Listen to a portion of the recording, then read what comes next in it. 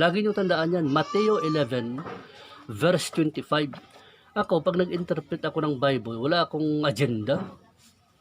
Wala akong propaganda na may pinalalabas kasi wala akong may sinusunod na interpretation, maliban na lang siguro by honesty, yun na lang. Pero wala kasi akong sinusunod na, hindi kasi ako liberalism. Hindi ako Arminians, hindi ako Calvinist. Kung may belief man ako na pinaniniwalaan at doon ako nagtapos, baptistic aking belief. Walang simbog yan, walang halong lason. Okay ba yan? So ang verse na ito nakasulat dito sa Mateo 11 verse 25. Ito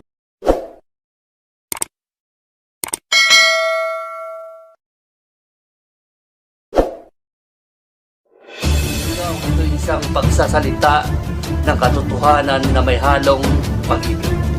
Bring all the glory to God. Ito ang programa na kung saan mamumulat sana ang iyong mata sa isang katotohanan sa huling panahon.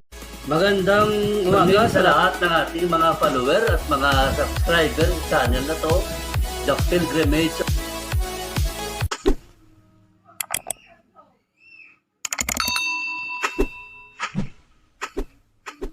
Morning sa lahat ng mga followers natin at sa mga friends natin, mga pastor, brother sa channel na ito, sa mga kaibigan ko dyan sa Leyte, sa Cebu.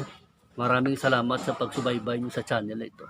So ngayon mga kapatid, mayroon tayong verse na i-quote na ginagamit ng Calvinism sa pag-interpret nila na gusto nilang palabasin. Ang isang misinterpretation ang dating. Ang ibig kong sabihin, nakukot lang verse na ito para magbigay ng isang isipin na kaya may napupunta sa impyerno kasi ang Diyos nag-intervene na hindi nila makita ang katotohanan. Na parang yun, para bang gumagawa sila ng interpretation na ayaw ng tao na maligtas ka. Ang ginawa ng Diyos, itinago niya sa iyong totoo para mapunta ka sa impyerno. Yun ang gustong palabasin ng Calvinism. At dahil yan sa misinterpretation ng verse. So ngayon, i-quote natin ang verse na kanilang ginagamit. Nakasulat yan sa Mateo 11 verse 25. Lagi nyo tandaan yan, Mateo 11 verse 25. Ako, pag nag-interpret ako ng Bible, wala akong agenda. Wala akong propaganda na may pinalalabas kasi wala akong may sinusunod na interpretation, maliban na lang siguro by honesty, yun na lang. Pero wala kasi akong sinusunod na, hindi kasi ako liberalism. Hindi ako Arminians, hindi ako Calvinist. Kung may belief man ako na pinaniniwalaan at doon ako nagtapos, baptistic aking belief. Walang simbog yan, walang halong lason. Okay ba yan? So ang verse na ito nakasulat dito sa Mateo 11 verse 25. Ibigay ko sa inyo ang pinaka-honest na pagpaliwanag sa verse na ito. Basahin ko ang nakasulat sa Mateo 11 verse 25.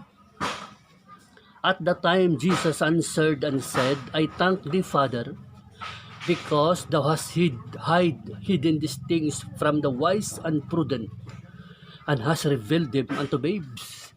So dito pa lang sa opening ng verse na ito, para bang lumalabas ang interpretation ng Calvinism ganito. Sa kanilang talinhaga na kaalaman, ang kanilang explanation ganito.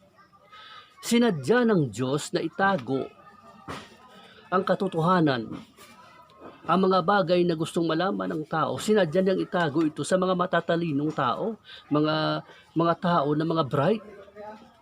Kundi inireveal niya ito sa mga simple ones, sa mga babes, sa mga tao na kung saan mga simpleng tao lang, babes ang tawag doon sa mga ordinaryong mga tao, pero itinago niya daw ang katotohanan sa wise and prudent. So lumalabas sa kanilang interpretation na itong mga matatalinong tao na sa mundo nabubuhay ngayon, mga wise, hindi nila nakita ang katotohanan kasi itinago ni Lord sa kanila. So there is no chance na ma-save sila, di ba? Itinago. What? At in-reveal daw ng Diyos doon lang sa mga babes, sa mga ordinary people. So yun ang kanilang belief. Ibig sabihin sa kanilang interpretation, napunta itong mga matalinhagang mga tao, mga matatalino, mga tao sa kaalaman ng mundo, napunta sila sa impyerno kasi nga hindi nag-allow ang Diyos na makita nilang totoo, itinago eh.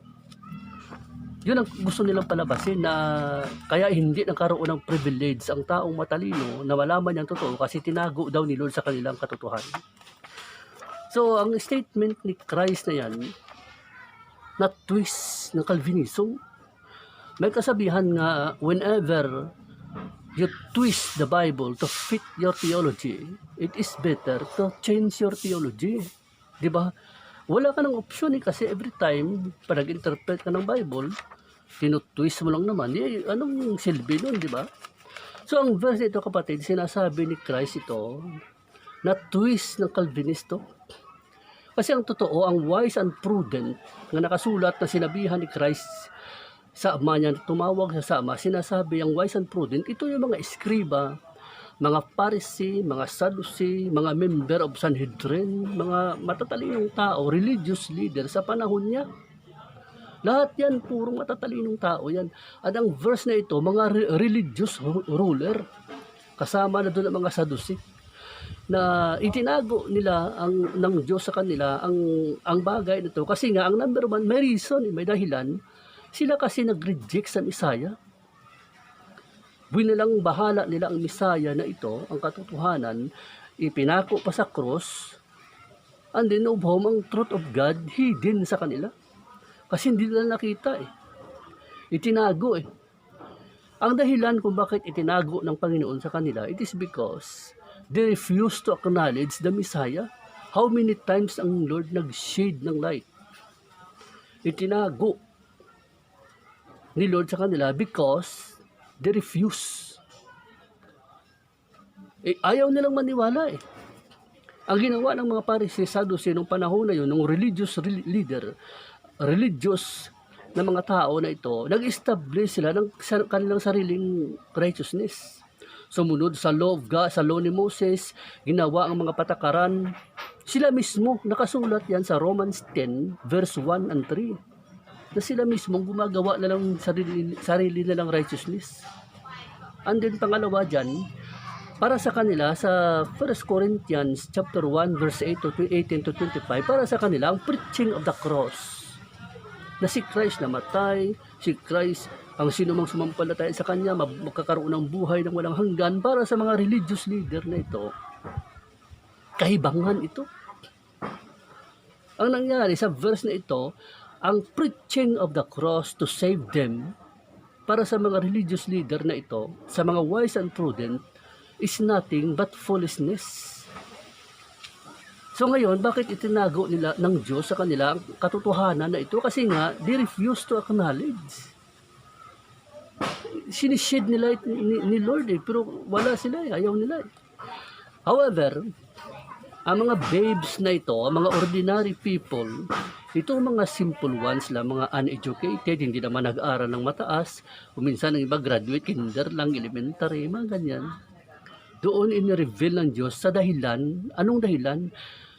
Nagpasubmit sila sa katotohanan, naniwala sila sa gospel ng kaligtasan kay Kristo. Kaya nakita nilang katotohanan kasi doon ni-reveal ni Lord sa kanila. Ang Diyos hindi nag-predestined na maging bulag ang mga wise and prudent. Sila mismo ang bumulag sa kanilang mga mata. Nakasulat diyan sa verse na yan nga ang wise and prudent, ang mga religious leader were responsible for their blindness.